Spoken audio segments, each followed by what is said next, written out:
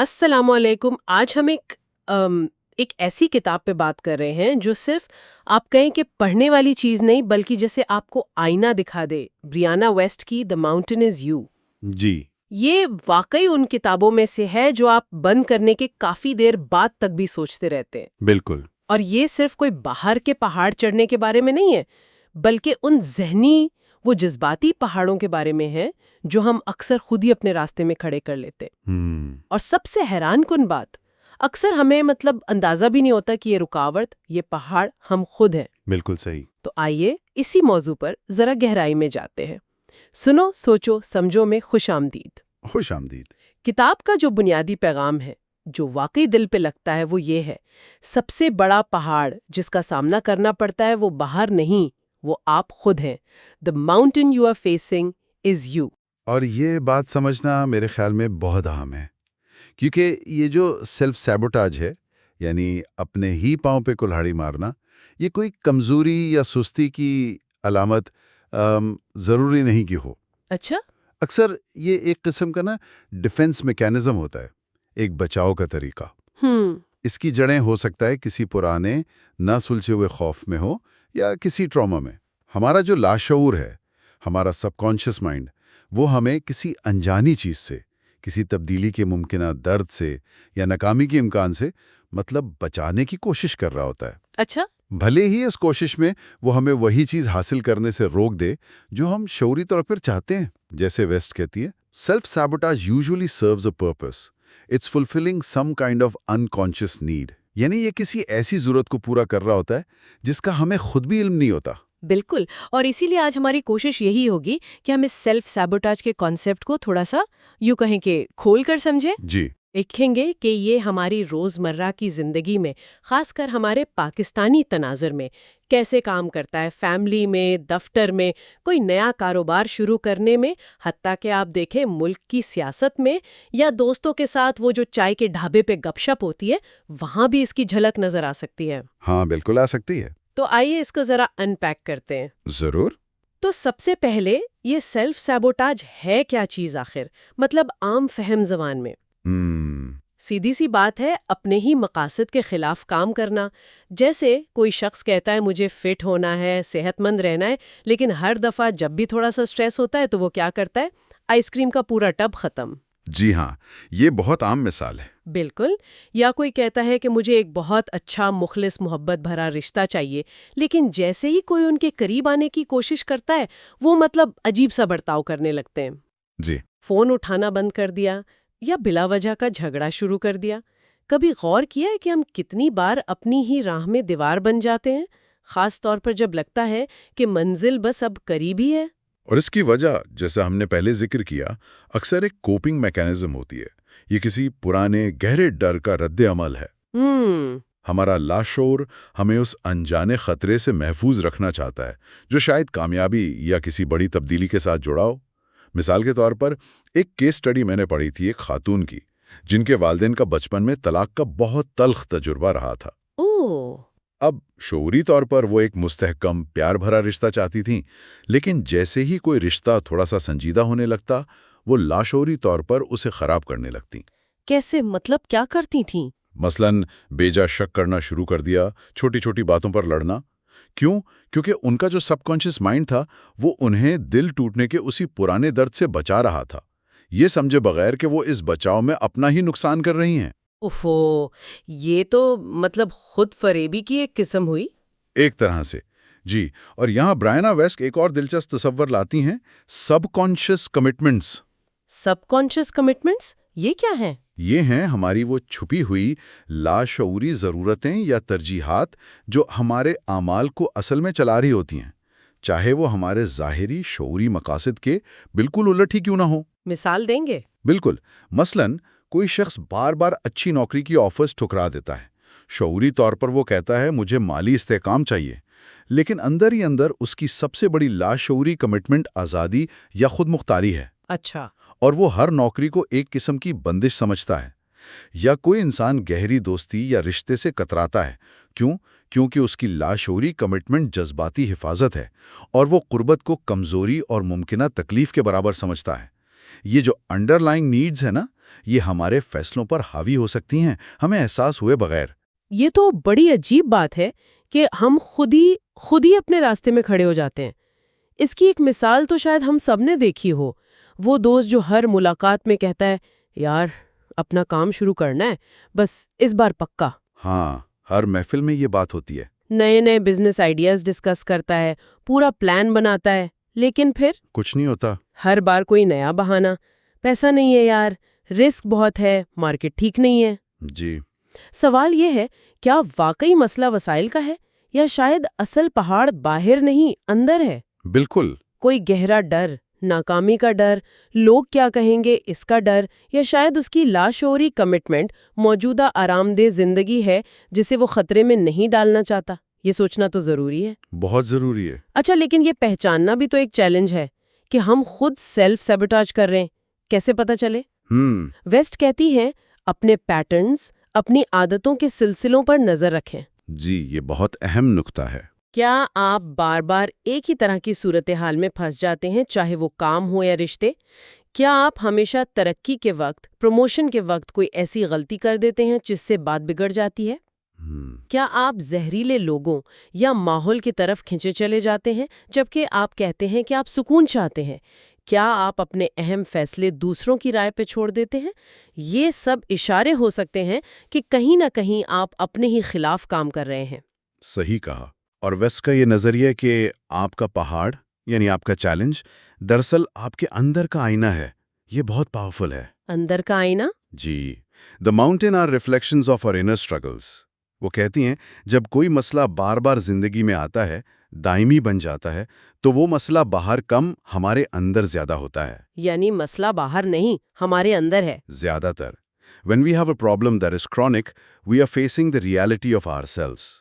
اگر ہم اپنے ماحول میں دیکھیں، مثلاً دفتر میں کسی کا ہر نئے آنے والے باس سے جھگڑا رہتا ہے۔ ہاں، ہوتے ہیں ایسے لوگ۔ اب کیا ہر بار باس ہی غلط ہوتا ہے؟ ہو سکتا ہے باس کی شخصیت مشکل ہو، لیکن یہ بھی تو ممکن ہے کہ یہ اس شخص کی اپنی کوئی پرانی انسیکیورٹی ہو، اتھارٹی فگر کو لے کر کوئی نہ سلجھا ہوا مسئلہ ہو جو ہر بار ٹریگر ہو جاتا ہے۔ شاید وہ اپنی ویلیو کو لے کر خود اتنا غیر یقینی ہے کہ ہر تنقید اسے ذاتی حملہ لگتی ہے۔ یہ تو بہت گہری بات ہے۔ مطلب ہمیں اپنے اندر جھانکنا پڑے گا۔ تو پھر وہ بنیادی ڈر، وہ روٹ فیئر جس کی وجہ سے ہم یہ سب کر رہے ہیں، اسے کیسے ڈھونڈا جائے؟ اس کے لیے ویسٹ کا مشورہ ہے کہ ہر سیلف سیبوٹائزنگ رویے کے پیچھے کیوں کا سوال لگائیں۔ کیوں؟ میں اہم کام ہمیشہ آخری منٹ تک کیوں ٹال دیتی ہوں؟ میں صحت مند خوراک لینے کا وعدہ کر کے بھی پیزا کیوں آرڈر کر دیتا ہوں؟ میں لوگوں سے جذباتی طور پر جڑنے سے کیوں ڈر رہا ہوں؟ ان کیوں کے جواب اکثر کسی بنیادی ڈر سے جا ملتے ہیں۔ ناکامی کا ڈر، رد کیے جانے کا ڈر، کنٹرول کھونے کا ڈر، قریب آنے کا ڈر۔ اچھا۔ پھر ویسٹ کہتی ہیں کہ ان ڈروں کو ان مینٹل یا ایموشنل سکلز، ایمی سکل سے جوڑیے جن کی کمی کی وجہ سے یہ ڈر آپ پر حاوی ہیں۔ یعنی ڈر کو سکل کی کمی سے جوڑنا ہے؟ جی، مثلاً اگر ناکامی کا ڈر ہے تو شاید خود اعتمادی یا لچک، ریزیلینس کی سکل ڈیولپ کرنی ہے۔ اگر تنہائی کا ڈر رشتے خراب کر رہا ہے تو شاید ایموشنل سیلف ریلائنس یعنی جذباتی خود انحصاری سیکھنی ہے۔ اور کبھی کبھی جب تک وہ اصل سکل ڈیولپ نہ ہو تب تک کیا کریں؟ کیا کوئی شارٹ کٹ ہے؟ شارٹ کٹ تو نہیں، لیکن ویسٹ اشارہ کرتی ہیں کہ وہاں شاید ایکٹ ایز اف کا اصول کام آتا ہے۔ ایکٹ ایز اف مطلب؟ جسے عام زبان میں fake it till you make it کہتے ہیں۔ اوہ ہاں، سنا ہے۔ یعنی اگر خود اعتمادی نہیں بھی ہے تو خود اعتمادی کے ساتھ عمل کرنا شروع کریں۔ اس کا مطلب دھوکہ دینا نہیں، بلکہ اپنے ذہن کو تربیت دینا ہے۔ یعنی یہ خود اعتماد نہ ہوتے ہوئے بھی ایسا ظاہر کرنا کہ آپ پر اعتماد ہے۔ جی، تاکہ رفتہ رفتہ وہ عمل اور سوچ آپ کے اندر حقیقی اعتماد پیدا کر سکے۔ یہ ایک طرح سے بیہیویئرل پریکٹس ہے۔ ٹھیک ہے۔ اس سارے عمل میں خود احتسابی یا سیلف اویئرنیس کے لیے ایک بہت مفید عملی قدم ہے۔ وہ کیا ہے؟ ایک قلم اور کاغذ لیں یا فون کے نوٹس میں پہلے ان تمام چیزوں کی فہرست بنائیں جن سے آپ اپنی زندگی میں ناخوش ہیں اور جنہیں آپ واقعی بدلنا چاہتے ہیں۔ ٹھیک ہے۔ پھر ہر چیز کے سامنے ان رویوں یا اعمال کی لسٹ بنائیں جو آپ کو اس تبدیلی سے روک رہے ہیں۔ اچھا۔ مثلاً میں اپنا وزن کم کرنا چاہتی ہوں، مقصد، لیکن میں رات کو دیر سے سنیکنگ کرتی ہوں، میں ورزش کے لیے وقت نہیں نکالتی۔ ایک نوٹ بک لیں اور لکھیں کہ اس کام کو میں بار بار ٹالتا ہوں۔ یہ مشق آپ کو اپنے پیٹرنز واضح طور پر دکھا دیتی ہے۔ یہ تو اکاؤنٹیبلٹی کا پہلا قدم ہوا۔ بالکل، اور اس کے بغیر آگے بڑھنا مشکل ہے۔ اوکے، تو ہم نے پیٹرنز پہچان لیے، روٹ فیئرز کا کچھ اندازہ ہو گیا، اکاؤنٹیبلٹی کا سٹیپ لے لیا۔ اب اس پہاڑ کو سر کیسے کرنا ہے؟ How to overcome it? جی، اب آتے ہیں حل کی طرف۔ سب سے پہلی اور بنیادی چیز جس پر ریز زور دیتی ہے وہ ہے اپنی مینٹل اور ایموشنل سکلز یا ME سکلز کو بہتر بنانا۔ اس کا مطلب ہے اپنی ایموشنل انٹیلیجنس کو بڑھانا، اور یہ جذبات کو کنٹرول کرنا یا دبانا بالکل نہیں ہے۔ بالکل نہیں ہے۔ بلکہ یہ انہیں سمجھنا ہے۔ جیسا کہ ایک جگہ کہا گیا، ریئل ٹرانسفارمیشن تب ہوتی ہے جب آپ اپنے ایموشن کو سمجھنا سیکھ جاتے ہیں۔ صحیح۔ اپنے غصے کو، اپنے ڈر کو، اپنی خوشی کو، ان کے پیغام کو سمجھنا اور پھر ایک سمجھدار، تعمیری طریقے سے رد عمل دینا۔ یہ نکتہ بہت اہم ہے کیونکہ اکثر ہم اپنے جذبات سے ہی ڈر جاتے ہیں یا انہیں غلط سمجھ لیتے ہیں۔ ہاں، ایسا ہوتا ہے۔ اسی سلسلے میں اپنی انٹویشن، باطن کی آواز یا بصیرت، اور انٹروسو تھاٹس، وہ بے مقصد پریشان کرنے والے خیالات جو ذہن میں آتے رہتے ہیں، ان میں فرق کرنا سیکھنا بہت ضروری ہے۔ ان میں کیا فرق ہے؟ ویسٹ کے مطابق انٹیوشن عام طور پر پرسکون، واضح اور منطقی محسوس ہوتی ہے، ایک جاننے کی طرح، جبکہ انٹروسو تھاٹس اکثر شور مچانے والے، خوف پر مبنی، فوری اور غیر منطقی ہوتے ہیں۔ وہ ہمیں گھبراہٹ میں ڈالتے ہیں۔ اپنے اندر کی آواز کو سننا، اپنے جذبات کو ڈیٹا پوائنٹس کی طرح دیکھنا، یہ کیا بتا رہے ہیں؟ Your emotions are messages to be understood۔ جی، اگر کسی بات پر شدید غصہ آ رہا ہے تو فوراً رد عمل دینے کے بجائے سوچیں، یہ غصہ کیا پیغام دے رہا ہے؟ کیا میری کوئی حد پار ہوئی ہے؟ کیا مجھے کمتر محسوس کرایا گیا ہے؟ اس پیغام کو سمجھ کر پھر عمل کریں، لیکن ایک صحت مند طریقے سے۔ مثلاً اس شخص سے بات کریں، بجائے اس کے کہ پیسو اگریسو ہو کر معاملہ اور خراب کریں۔ گر کر سنبھلنے کی صلاحیت۔ جی بالکل۔ خاص طور پر اگر ہم اپنے ملک کے حالات دیکھیں، لوڈ شیڈنگ، مہنگائی، سیاسی غیر یقینی، یہ سب چیزیں آسانی سے فرسٹریشن، بے بسی اور مایوسی پیدا کر سکتی ہیں۔ بہت زیادہ۔ لیکن ریزیلینس وہ خوبی ہے جو ہمیں سکھاتی ہے کہ ان چیلنجز کے باوجود ٹوٹنا نہیں، بلکہ ایڈجسٹ کرنا ہے، اپنانا ہے، اور شاید انہی مشکلات میں ترقی کا راستہ ڈھونڈنا ہے۔ بالکل۔ ریزیلینس کا مطلب یہ نہیں کہ آپ کو کبھی درد نہیں ہوگا یا آپ ناکام نہیں ہوں گے۔ اس کا مطلب ہے کہ آپ ان ناکامیوں سے واپس اٹھ سکتے ہیں۔ باؤنس بیک کرنا۔ جی، اور اس کے لیے ویسٹ کہتی ہیں تھوڑی سی تکلیف، تھوڑی سی ڈسکمفرٹ کو قبول کرنا ضروری ہے۔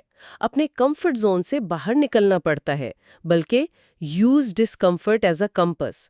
جب آپ بے چینی محسوس کریں تو سمجھیں کہ شاید آپ ترقی کی طرف جا رہے ہیں۔ موٹی موٹی ایڈجسٹمنٹس کافی نہیں ہوتی، وہاں ریڈیکل چینج اور لیٹنگ گو کا تصور آتا ہے۔ یہ تو مشکل لگتا ہے۔ یہ شاید کتاب کا سب سے چیلنجنگ حصہ ہے۔ ویسٹ کا ایک مشہور قول ہے، آپ کی نئی زندگی آپ کی پرانی زندگی کی قیمت پر آئے گی۔ قیمت؟ کس قسم کی قیمت؟ یہ قیمت ہو سکتی ہے آپ کا کمفرٹ زون، آپ کے کچھ پرانے رشتے جو آپ کی ترقی کو سپورٹ نہیں کرتے، آپ کا لوگوں سے ہمیشہ پسندیدہ یا سمجھا جانے کا احساس، یہ سب چھوڑنا پڑ سکتا ہے۔ اوہ، یہ تو ڈراونا ہے۔ یقیناً ڈر لگتا ہے، لیکن ویسٹ تسلی دیتی ہیں کہ جو لوگ آپ کے لیے بہتر ہیں، جو آپ کی نئی شناخت کے ساتھ ہم آہنگ ہیں، وہ آپ کو سفر کے اگلے مرحلے پر ضرور ملیں گے۔ پرانی زندگی، پرانے پیٹرنز، پرانی سوچوں سے چپکے رہنا بھی ایک قسم کا سیلف سیبوٹاج ہے۔ اس کی مثال وہ پاکستانی پروفیشنل ہو سکتا ہے جو ایک بہت زیادہ دباؤ والی زہریلی نوکری میں صرف سٹیٹس یا تنخواہ کے لیے پھنسا ہوا تھا۔ ہاں، ایسے بہت لوگ ہیں۔ جب اس نے ہمت کر کے وہ نوکری چھوڑی، گو کہ شروع میں غیر یقینی تھی، لیکن آہستہ آہستہ اس کی ذہنی صحت بہتر ہوئی، اسے اپنی ترجیحات سمجھ آئیں، اور اس نے شاید زیادہ اطمینان بخش کام کی طرف قدم بڑھایا۔